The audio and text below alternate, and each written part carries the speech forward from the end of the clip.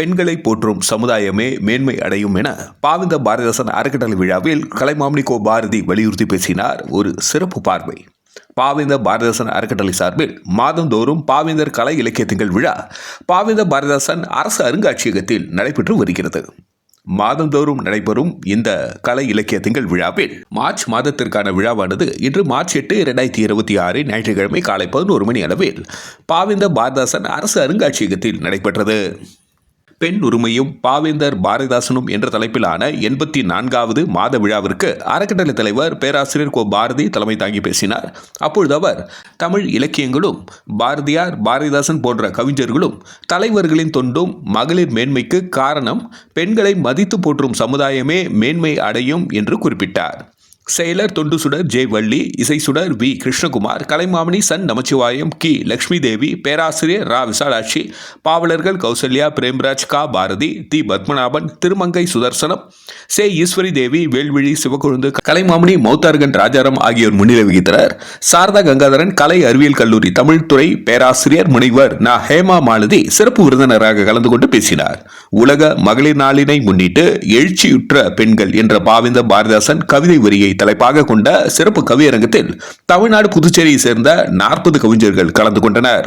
படைப்பாளி ரமேஷ் பைரவி, பாவலர் மாமதன், பாவலர் பொய்யாது ஏகாம்பரம், பாவலர் பிரமிளா மேரி ஆகியோர் கவியரங்க ஒருங்கிணைப்பு பணி ஆற்றினர். இவ்விழாவில் கலந்து கொண்ட மகளிருக்கு பொன்னாடை அணிவித்து சிறப்பு செய்யப்பட்டது. முன்னதாக பாவலர் திருவண்ணாமலை சங்கர் பானுமதி வரவேற்புரை ஆற்றினார். பாவலர் மு ராஜேஷ் தொகுப்புரை ஆற்றினார். நிறைவில் பாவலர் கடலூர் அருள் ஜோதி நன்றி தெரிவித்து பேசினார்.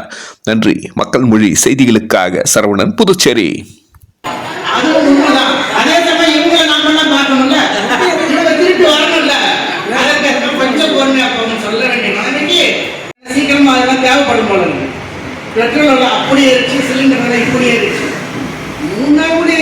யாரும் வீட்லயும் கிடையாது.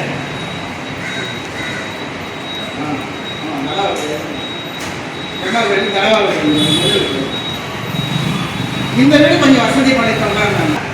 அபிராமன் அண்ணன் இருக்கார், அவருடைய தந்தையார் மணிவண்ணன் லாரி வாங்கினார், கம்பெனி நடத்துற ஓரளவு குடும்பத்தரல.